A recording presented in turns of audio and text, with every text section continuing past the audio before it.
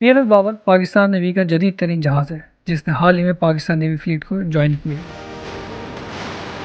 PNS Babar PM मिलगेम project का पहला जहाज़। इस प्रोजेक्ट के तहत 2 जहाज़ तुर्की में और 2 जहाज़ कराची शिपयार्ड और इंजीनियरिंग वर्क्स में ज़ेर तामीर है। ये जहाज़ जदीद वेपन्स और सेंसर से लैस है। इन्हीं वेपन्स में हमारे पास air surveillance radars, navigational radars, surface to air missile, surface to surface missile, 76 और 25 गन जैसे जदीद तरीन असलहा मौजूद है।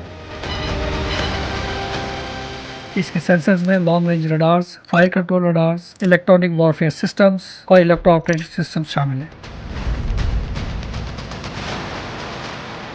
सब सरफेस थ्रेट को कैटर करने के लिए जदीद तरीन सोनार और लेटेस्ट टेक्नोलॉजी के टॉर्पीडो मौजूद हैं।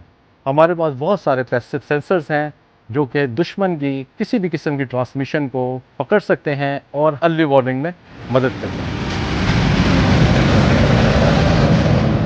इस जहाज़ ने अपने तजुर्बाती फेज़ के दौरान बड़ी कामयाबी के साथ तमाम वेपन सेंसर्स का कामयाब तजुर्बा किया।